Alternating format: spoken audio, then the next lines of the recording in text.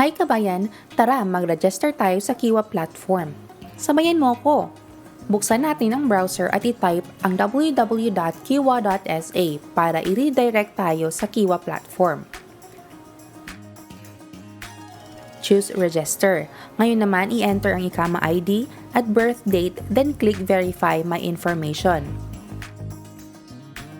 I-enter natin yung verification code na isinend sa ating registered number.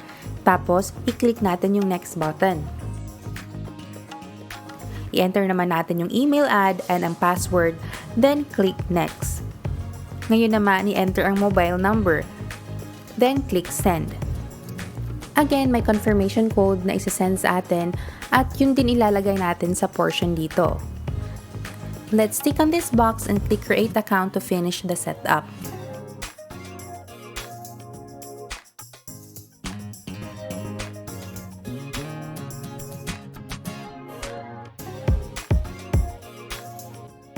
Buksan ang inbox ng ating email and click the verification message sent by Qiwa and click the verify button.